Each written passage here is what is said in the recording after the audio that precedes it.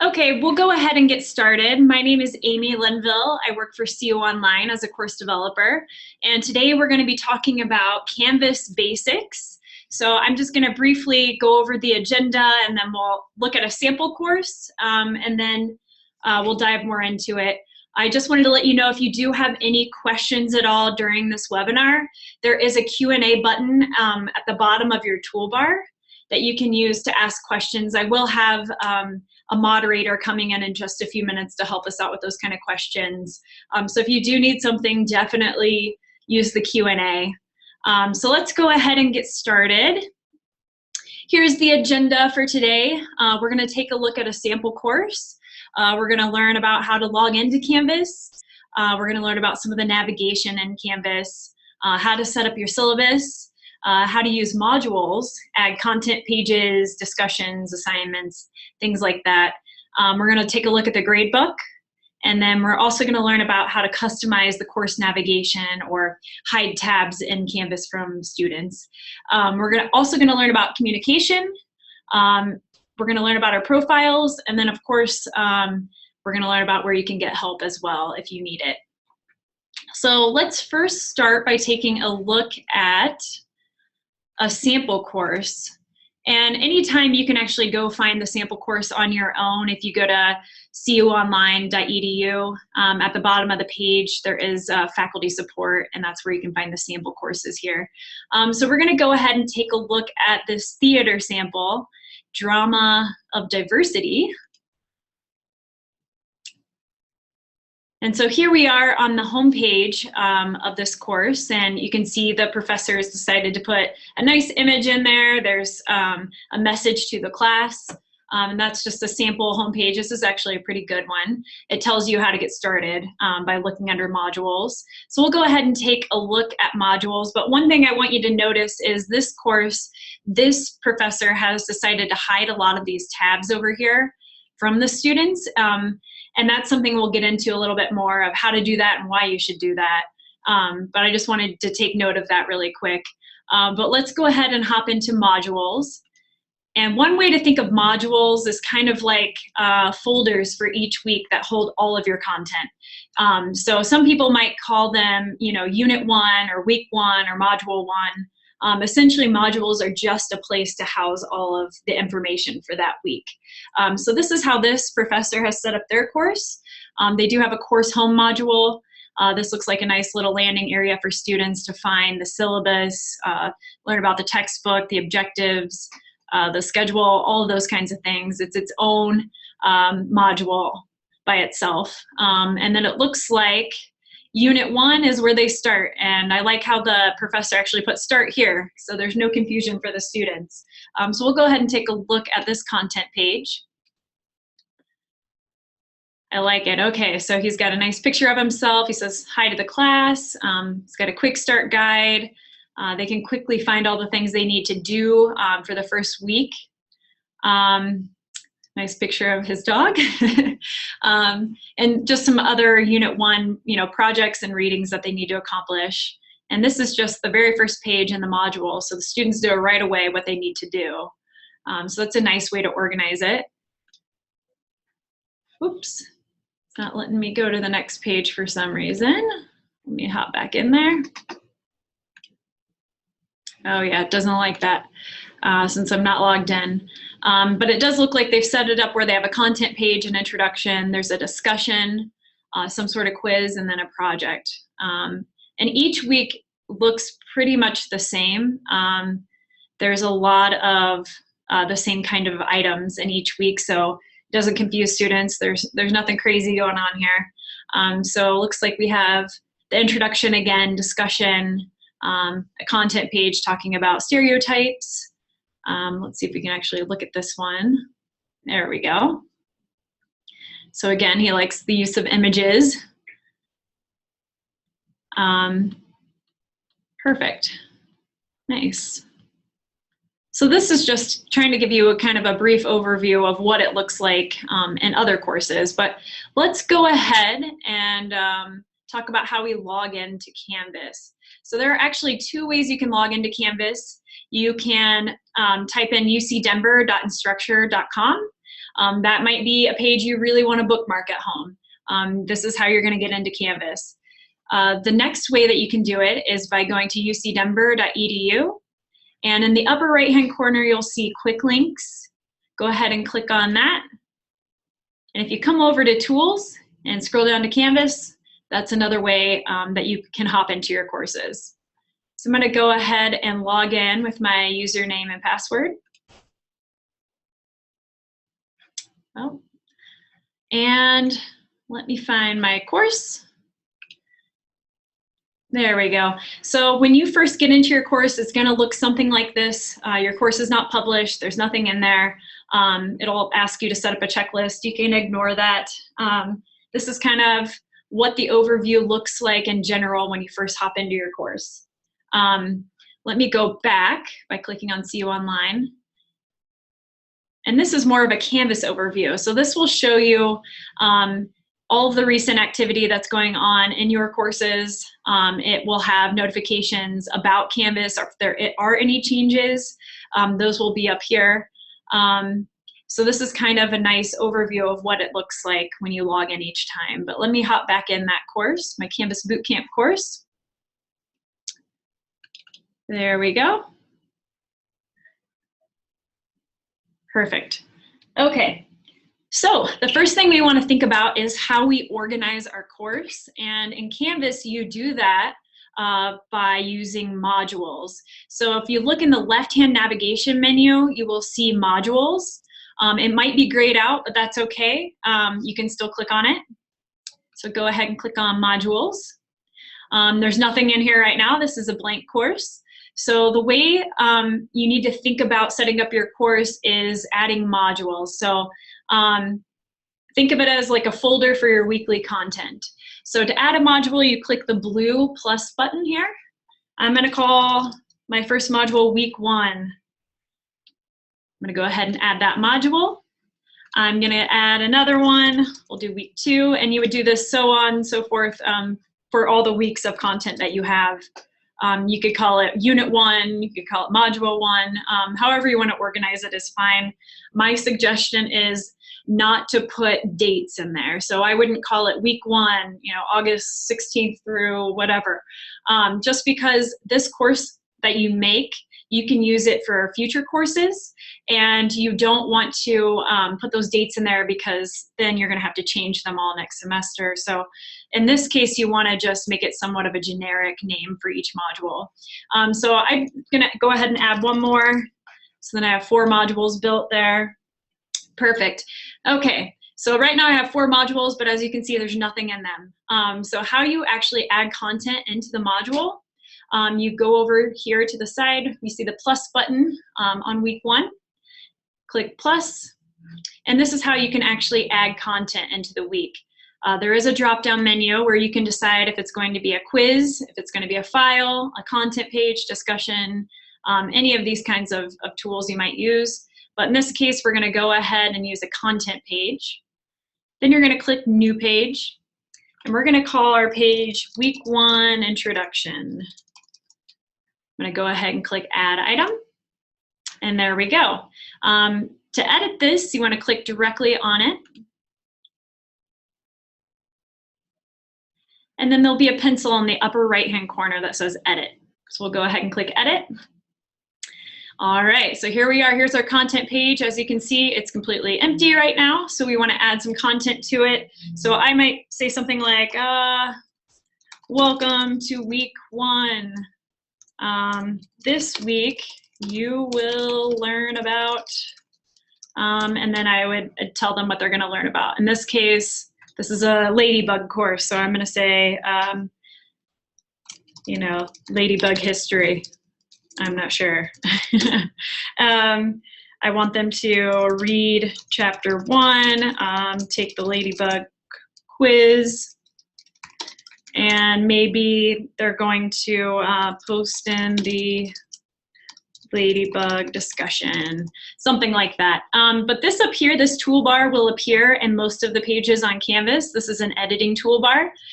So obviously there's bold, italics, underline. You can change the color, the font sizes. You can do bulleted lists, numbered lists. anything like that. Let's see, I'm gonna go ahead and make my welcome to week 1 bigger. I'm gonna choose that to be a header. So there we go. So there are a couple different options there. I'm gonna go ahead and show you how to embed an image into this content page. There are 2 ways to do that. A lot of things in Canvas, there are 2 ways to do it. So whatever is your preference, that's how you can do it. It's totally fine, but I'm just gonna show you a couple ways. One way is to click on the little embed image button in the toolbar. There are a couple ways that you can add images here. If you have a Flickr account, you can add images that way. If you have images that are saved in your course files, you can use those as well. But I don't have anything in my course files right now, so I am going to go ahead and over here where it says Insert Content into the page, I'm going to click on the little Images tab. And I am going to upload a new image. I'm going to choose a file here.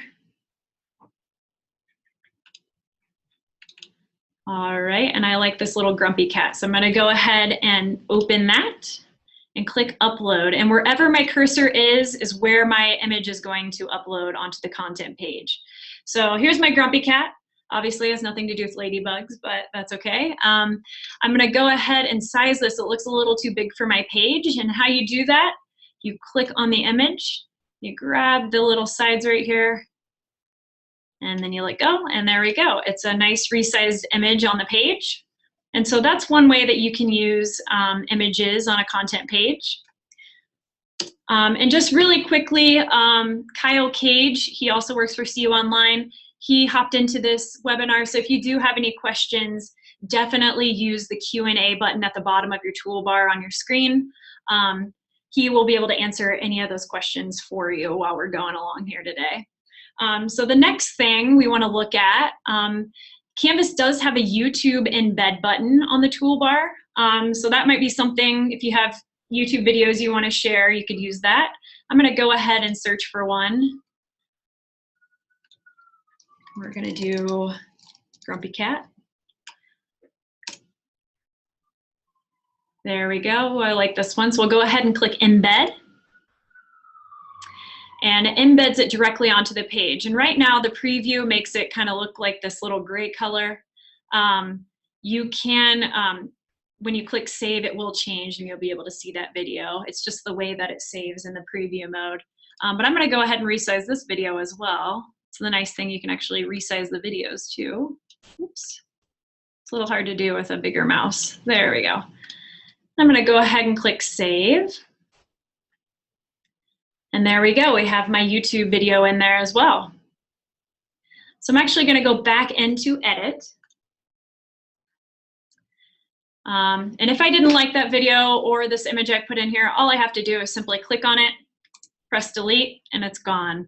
Another nice tool that a lot of faculty like to use is this Record Upload Media tool. It's this little film strip on the toolbar. I'm gonna go ahead and click on that. You can actually make videos right here in Canvas and upload them straight away. You will have to allow your camera. You're about to see me in just a second. So we'll go ahead and title our video Week 1 Introduction. I'm gonna go ahead and record something. Hi, welcome to week 1. This is your course on ladybugs, and I hope you have a great week. So go ahead and click stop. Hi, welcome to week 1. I'm gonna save this because I like it, and it puts it directly onto the page, and of course the preview mode looks a little bit different. I'm gonna click save. We'll scroll down and there I am, there's my video. Hi, welcome to week 1. This is your course on ladybug. There we go. And again, if I don't like that, I can always edit it. I can click on that video and delete it. I'm actually going to show you a couple other things that this tool does. So we'll go ahead and click Record Upload Media again. If you don't want to be filmed but you still want audio, you can always click on the little microphone below the webcam icon. And it works the same way. You can record a message that way to your students. It's just a nice way to kind of give your students a face with a professor. It makes it feel a little more human in an online course. Another way, if you click on the Upload Media tab, If you have any videos that you've recorded previously for other courses, you can select a video file or an audio file and embed that directly onto the page as well. So that's another cool thing you can do with that tool. But let's go ahead and click Save. And I'm going to hop back into Modules. And that's in the left-hand navigation menu. All right, so there's something here I need to tell you that's very, very, very important. If you see these little gray clouds that are next to your modules or next to your content, that means that content is not published when it's gray. So what you need to do is click on it. It'll turn it green and have a little check mark in it, and then it's published for students to see. So right now, if students were in this course, they couldn't see anything that I've put in there until I click Publish. So that's something that's really important to remember. Students won't be able to see your content unless you click on it and publish it. So let's go ahead. We've already added a content page. I'm going to click that little plus button again and add some more content into week 1. The next thing that I'm going to do, I'm going to have my students do a discussion. So I'm actually going to use this little discussion tool here. I'm going to click New Topic. We'll say Week 1 Ladybug Discussion. I like that. Okay. And click Add Item. And again, as you can see, if it's grayed out, students can't see it. So I'm going to go ahead and publish that. I'm going to click in there and we'll go ahead and edit it. So right now there's nothing here. We're going to click that little pencil button, click Edit. And here we are. We have that same rich content editor toolbar up here. And you'll see that a lot. So it is nice because even though it's a discussion, you can still add images. You can still add YouTube videos or record you know, any kind of media, anything like that. So I'm going to say, in your week 1 discussion, you know, tell me 3 characteristics of ladybugs. Just making this up. And there are a couple things that you need to know about the discussion board. You can actually add attachments, and one reason you might do that is because you want to have them read a reading that you have before they respond to a discussion, something like that. There are a couple other options here. You can make the discussion graded by clicking the little check button next to it, and then you can assign points to it. So I'm going to do that for this one. It's going to be graded. I'm going to say it's 5 points. Oops. If I do allow liking, this is kind of like a Facebook feature. It does let you do that in the discussions as well. And one way to use that might be that you have your students voting on a popular trend or idea. So maybe they would have to like the discussion post from one of their classmates that they like the best. And whichever one had the most likes is what trend you would talk about next or something. So that's one way that you can use the liking feature in there. Let's see. So you can make a due date by clicking on the calendar. I'm going to say this is due next Friday. And it automatically defaults to 11:59 p.m., but you can change that time down here at the bottom. There we go. And I'm going to go ahead and click Save. So here we go. The students would see that this is a graded discussion and it's worth 5 points. They would see what they're supposed to do. And then where you see the reply button, that's actually where students can post their replies. And they get the same content editor. So nice thing about that is if you want students to record their discussion thread instead of typing it out, that's a good idea as well. They can also attach files, things like that. So it does kind of work the same way. And the nice part about it is for you, if you're looking for a specific author or different kinds of keywords in the discussion, you can actually start typing the person's name and it will actually auto-populate and bring up all of that student's posts for that week. So if you're wondering if they posted or they didn't meet the requirements or something like that, you can actually find them that way. So that's really nice. But let's go ahead and take a look at the Gradebook really quick under the Grades tab in the left-hand navigation menu. So because I made that discussion a graded discussion, it automatically puts it into the gradebook. You don't have to go into the gradebook and input that yourself. Any assignment that is worth points will automatically be put into the gradebook. So that could be a discussion, an assignment, a quiz, anything like that. So you don't need to manually go do it. It's already in here. So let's look at this really quick. Right now I have Jane Doe and John Doe in here. So if I want to assign points to that discussion, I can actually click on the little dash next to that student, and I can enter their points. It's pretty easy that way. Maybe I want to leave them a comment. There is a little discussion bubble here that you can click on, and you can add a comment. You can say, you know, great discussion post. You know, oops, there we go. Can't spell. Still can't spell. And then I can post that comment, and then the student will be able to see that. And if I click on it again, I can read what I wrote. So that's just a nice little feature for that as well. But I'm going to go ahead and hop back in that class and go to modules again. So far we have a content page, we have a discussion. The next thing we're going to do is add an assignment. So we're going to go back to that plus button. And while we're here really quick, if you accidentally make a content page, a discussion, anything that you want to get rid of for whatever reason, there is a little cogwheel. You can see it right here. You can click on that and actually click remove, and it gets rid of it. Or say you accidentally put your week 2 discussion week 1. All you have to do is come over here to these little gray dots next to the content that you want to move. Just click on it and drag it down. So I can move it into another week. You know, and you can change that anytime throughout the semester. So you have a homework assignment you actually want to move to week 4 instead. All you have to do is click on it, and then you can drag it down, and it puts it in there. So there we go. Oops, let me move this guy right back up here again. So we'll go ahead and click the plus button. This time we're going to add an assignment. And so it automatically defaults to assignment up here in the drop-down menu, which is nice.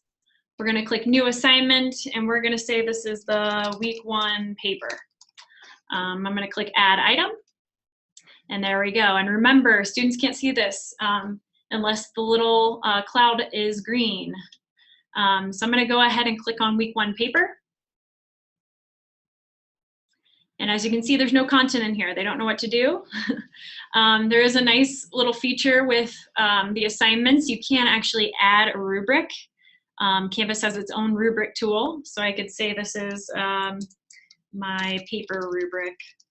And then you can actually add your own criteria in here, things that you think are important, maybe spelling's important. You can change the points, any of that. This is a little time consuming, but once you've created a rubric, you can use that rubric over and over again. Canvas will save it. And so if you want to use this for another assignment, you can actually go up to find a rubric and search for the rubrics you've already created. So once you've done it once, it does save it. It's in there. You can change it. But that's just a really quick overview of the rubric.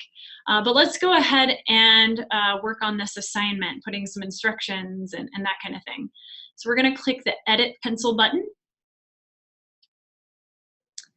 All right, and you see that rich content editor toolbar again. So for your assignment, you can, you know, if it's helpful to add pictures or videos for them to do their assignment, this is where you would do that as well. It's really nice having all those tools in here. You could even record the instructions with a video, anything like that. So I'm going to go ahead, let's say, you know, please write a 2 to 3 page paper on ladybugs. And then down at the bottom, if you scroll down, you can actually assign points. So we're going to say this paper is worth 50. There are a couple different things you can do. You can choose this to be a percentage, a complete, incomplete. It can be worth points, a letter grade. It could be a non-graded assignment. Maybe it's just they have to do a reading or something like that. But you can change that, which is nice. And for this class, since this is an online course, I need to choose my submission type, and I would put online. There we go. And then it gives me a couple options for how students can turn in their work. It could be a text entry box, which looks something like this. They would get the same text entry box where they would put their paper in there. It could be a website URL, so that might be like a Google Doc or something like that. I'm going to actually select file uploads, so that would be like a Word doc or a PDF, something like that. I would not choose restrict upload file type. The reason for that is students might have an outdated version of Word or something like that, and if you only choose that you want it to be a .docx and then they submit a .doc, then it's not going to let them submit it. So I wouldn't worry about that. I would kind of leave it open unless it's something that's super specific.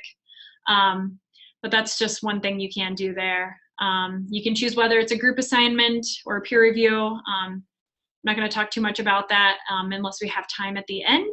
And then you would select a due date. So we'll say this paper's due next Friday.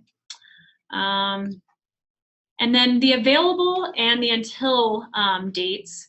These are, if you want students to see this assignment, several weeks before it's due or something like that, you could actually make the available date, way before that assignment's due. And then you could do the until date, which would be, an example of that would be students have to turn it in on the due date, although the assignment is still available until 2 weeks after in case there's someone with late work. Canvas does notify you if it'll send you a message and say that student's paper is late anyway. But this is just in case you want to leave it open for the students who might be late. Otherwise, once that due date comes, they can't submit after that or get any points. So that's something that's totally preference. It's up to you. I'm going to leave it just at the due date for now. I'm going to go ahead and click Save. And there we go. So students looking at this, they would see these instructions. They'd know it was worth 50 points, and they would know the due date there. One way to see what students are seeing, and just so you have a heads up of what it looks like for them, or if you want to check and make sure they can see all the things you can see, you can actually go to your course settings, which are in the left-hand navigation menu where it says Settings. I'm going to click on that. And on the right side, I'm going to scroll over here a little bit, you will see Student View. And so this will let you see what the students see. So I'm going to go ahead and click Student View. There we go. And I'm going to go into Modules. And so if you remember, I actually made 3 weeks of modules, but since I didn't publish week 2 or week 3, they can't see them. So all they can see right now is week 1. But we're going to go ahead and click on the week 1 paper. And this is what students see. This is actually what they will view when they click on it. So they'll know that it's a file upload, it's worth 50 points when the due date is, and the instructions. I'm going to go ahead and submit an assignment just to show you what it looks like. So students will be prompted to choose a file on their computer. Let's see, here's my assignment right here for Jane Doe. We'll click Open. Students can choose to write comments. They can say, here's my paper, or I didn't understand the directions, or something like that. Then you click Submit Assignment. Oops. There we go. And they'll get a little check icon there, and it'll say Turned In. They can actually click on their assignment and download it and make sure that they turned in the right thing. If they didn't turn in the right thing, they can actually resubmit that assignment until the due date. It will tell you that they've resubmitted the assignment. But sometimes students accidentally click the wrong thing and it ends up uploading something they didn't want it to. So that is a nice feature in Canvas. And let's go ahead and leave Student View. There we go. And I'm actually going to hop back in the Gradebook again. And so remember, I made that assignment. It automatically goes into the Gradebook. You don't have to do anything. So that's the nice part. So let's see, I had my test student turn in a paper. I'm going to click on that. I can actually open their file here. I can write comments on it. I can give them a grade. And then I can click Update, and all of that will be saved. There we go. So this is just letting you know that Canvas, if it's an assignment that has points attached to it, Canvas automatically puts it into your gradebook. So that's very nice. Let's go back to our course. Okay, so there's one thing that I want to show you. I kind of touched on it briefly at the beginning when we looked at a sample course. But right now, we have all of these tabs in the left-hand navigation menu. These are not all necessary for what you need to do with your students. It does kind of confuse students when you put all these tabs in here and maybe you're not using, maybe you're only using 2 or 3 of them. So what you want to do is hide those tabs from the students. And how you do that is in the left-hand navigation menu, you're going to click on Settings.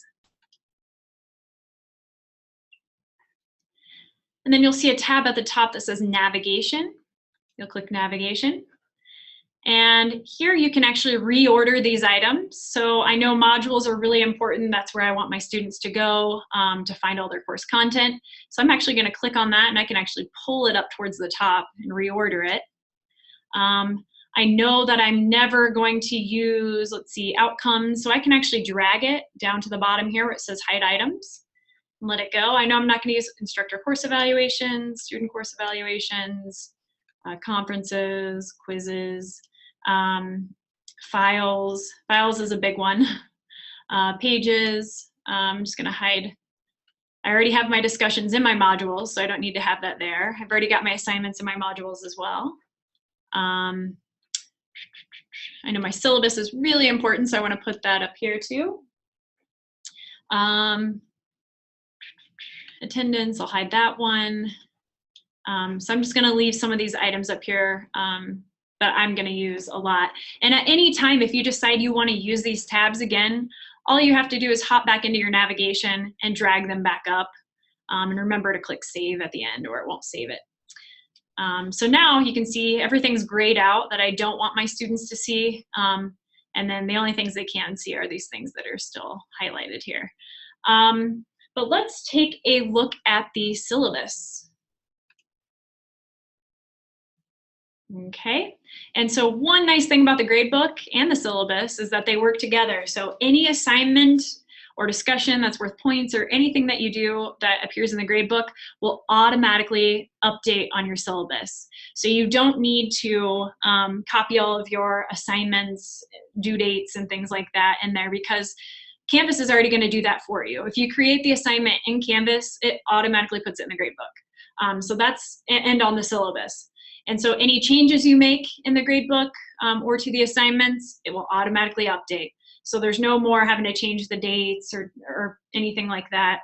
It will do that for you. So that's a really cool tool. But let's go ahead and edit our syllabus. In the right-hand corner, there's a pencil that says Edit Syllabus Description. So here you could actually copy and paste your syllabus and put it in there so that it is accessible to students right away. They don't have to download a PDF or a Word doc. And then if you ever have any changes to your syllabus, if you change it here, it updates in real time. Students know. You won't have to re-upload a Word doc that has your syllabus in it with the changes or something like that. And so that's a really nice feature in Canvas. But again, if you do want to just put your syllabus in there as a file, you can do that. And I'm going to show you how to do that. In the right-hand corner, it says Insert Content into the page. You can actually click Files, upload a new file, choose your file from your computer. So here I have a course syllabus. I'm going to go ahead and click Open and Upload. And there we go. So it automatically puts that PDF into your course syllabus. So there it is. So one suggestion is if you really want to have that as something that's downloadable, definitely put the link in there. But then you can also copy and paste it too. You can do both. You don't have to pick or choose one or the other. But the nice part is students who are on mobile devices, if you're just putting a file in there that's a PDF, it's going to be a lot harder for students to access the syllabus if they have to try to download something on their phone. So that's just one thing to think about. Again, if you do copy and paste your course syllabus, it can lose some of the formatting. Let's see, I'm actually going to show you what it's like to copy and paste this. Might do a different one real quick. Give me 1 second. Find what I'm looking for.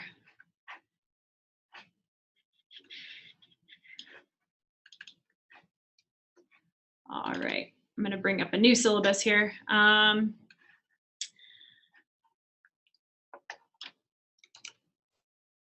gonna go ahead and copy my syllabus. I'm gonna put it directly into the syllabus page. So I'm gonna go ahead and edit it again.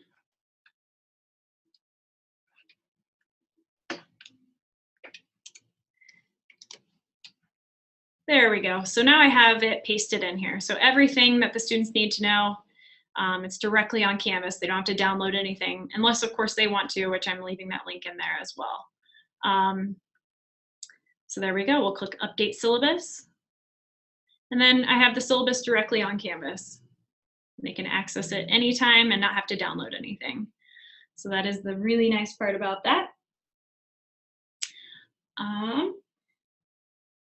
Let's look at communication in Canvas. So there are a couple different ways that you can communicate with your students in Canvas, and I'm going to show you that.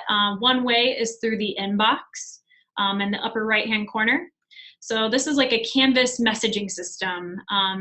It's kind of like Facebook messaging in that way. It's not email, unless of course you set up your notifications to send you an email when you get a Canvas message. But to do that, to send a message in Canvas, there is a little compose a new message, pencil and paper here. I can select my course that I want to send it to. I can select individual students. I can select different course sections, things like that that I need to send a message to. Let's see, got a homework change. Maybe I want to send this to everybody. And then you can actually click send individual messages. So this is nice if you are doing a homework change. If a student replies to you, if you send them an individual message, you will be the only one who gets that message back. But otherwise, they'll be replying to everyone in the class, you know, that kind of thing. So that's one way to avoid that. You can actually attach things to your messages in here as well. You can also, again, record audio or video comments to message out to people too. So that is a nice feature here. I'm gonna go ahead and cancel this. Another way that you can contact your students, let me hop back in my course again, is through announcements. So right now my tab is grayed out, but I'm gonna click announcements in the left-hand navigation menu. And this is what it'll look like. Announcements can be used for anything that's happening in your class. Maybe you have just a weekly announcement, like welcome to week 1, make sure you do the readings, you know, make sure you do quiz 1, that kind of thing. Or maybe you have a homework change or you got the wrong page numbers or something like that. You definitely want to send that announcement out to students. So how you do that, click the plus announcement button. And we'll say this is a reading page number change. So let's see. You know, page numbers have changed for your week 2 reading. You know, read page 5 through 7. I don't know. And again, you have this rich content editor toolbar. You can add all sorts of things into your announcements, videos, you know, you can do a video message or something like that. And there are a couple options here. You can actually delay the posting and send this announcement, you know, in the future. So maybe you want to do a weekly announcement, but you want to compose them all at the beginning of class. You can actually delay the posting until each week that you want it to go out. Otherwise, if you don't delay the posting, it will send the announcement out immediately. So it will notify all the students in the course. We'll go ahead and click save. And there we go, we have an announcement. And so this does go out to all the students. So another thing I want to talk to you about is the notifications. So everyone in Canvas has their own notification settings. So we're going to go ahead and take a look at those. And those are different from the course settings in the left-hand navigation menu. These are your personal settings. They're in the upper right-hand corner where it says settings. We'll go ahead and hop in there. All right. So here's where you can change your ways to contact you, how you want Canvas to contact you. Maybe you don't want to use your university email. You can change that email here. You can actually add a phone number in here if you wanted to send you text messages with announcements and different notifications. That's totally fine. But let's go ahead and look at notifications in the left-hand navigation menu. And these are our notification preferences. So students actually have the ability to change this as well. Canvas does default to sending them messages for due dates and announcements and things like that, but they can actually change those things if they don't want to receive messages from you. So that's something to keep in mind. But if you think you're going to be checking Canvas all the time and you don't want it to send you email notifications, you can certainly turn that off. But here's how you do it. If there's, let's see, there's an announcement, you can have it send it to you right away. You can have it send you a daily summary or a weekly summary, or you can have it not send you anything. So you can turn that off. With grades, any kind of changes in that, if there are things that are late, you can have it send you something right away or daily for the students that are late, have it not send you anything. It's completely up to you, and students actually have the same functionality. So if they don't want to hear from you, that's totally fine. Again, that's something that you need to let students know about their notifications if you want them to really be on top of things or not. But it's totally preference. Let them know to change their email if they only check their Gmail and not their university email, something like that. That's something that they want to keep in mind. So let's go ahead and take a look at another thing. We're going to look at profile while we're in here. And so one nice thing is to actually add a little bio about yourself for your students. It just gives them a little more background on you and what you like to do and your education and your interests and things like that. It definitely humanizes the course a little bit if you can add that. If you do have a portfolio or website or anything cool you want students to check out about you, you can definitely add those links in here. You can also add ways to contact you. So if you only want to be contacted by messaging or email or something like that, you can change that here. Put your name in there, your title, all those kinds of things, and then we'll go ahead and click Save Profile. And you can change your photo just by clicking the little pencil edit button as well. So that's just another thing that you can do. I'm going to go back to my course.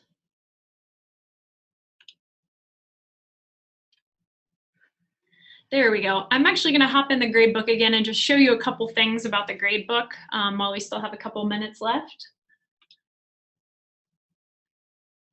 All right, so one important thing to know about the gradebook there are a couple different options here.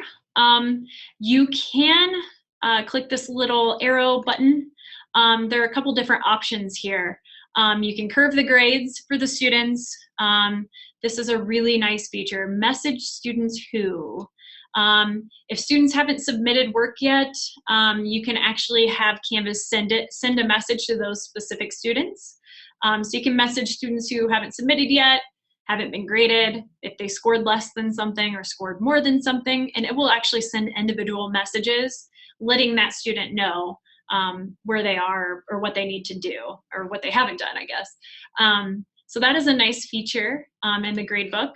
Another nice feature is say you're grading a few papers at a time or something like that, and you don't want those grades to go out immediately to the student. You can actually choose to mute the assignment. So students can still, they can still see the assignment, but it is muted. So it'll just tell them that you're grading it. They won't be able to see the score changes or anything like that. So I'm going to go ahead and mute this. So that's nice if you are only grading a few papers at a time and you want to get the grades all out at the same time. Students don't have to know, you're doing that or whatever. You can actually just mute that and then just remember to unmute it when you're done. Oops, let me hop back in there. Just make sure to unmute it when you're done grading. There we go. So that's another nice feature of the gradebook. I'm going to go ahead and hop back into my course.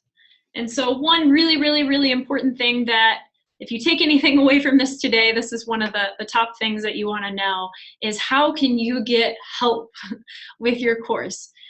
So in Canvas, there's a help button in the upper right-hand corner. And there's a couple different options for help here. You can actually search the Canvas guides. These are fabulous. I'm going to go ahead. You can search for basically anything. So say you want to know how to upload a presentation, or you want to know how to grade an assignment or leave comments or anything. There's honestly a guide for absolutely everything. So I'm going to go ahead and click on Instructor Guide, and it's actually nice and indexed in here. So anything you might want to know about grading, anything you might want to know about the calendar or assignments or announcements, there is literally a guide for everything. So, I mean, it's got pictures, it walks you through every single step of how to use it and where to find it. So that is a really nice help feature that they have. You can report a problem if you think there's some sort of bug, or you have a question, or you need help, anything like that. You can definitely contact Canvas. Canvas, we have 24/7 support. So that is fabulous. You can call the hotline or chat anytime, 24/7. And then again, CU Online is here to help you. We are open Monday through Friday, 7 to 7. You can definitely give us a call or send us a message anytime for help. So that's something to definitely keep in mind. Remember that help button in the upper right-hand corner of Canvas. And get a hold of us anytime that you might need something. So I'm going to go ahead and wrap it up. Thank you so much for coming today. It was awesome. And I'm looking forward to hopefully seeing some of you in our future trainings. And good luck this semester. And definitely make sure you write down this information for help. Again, thank you so much.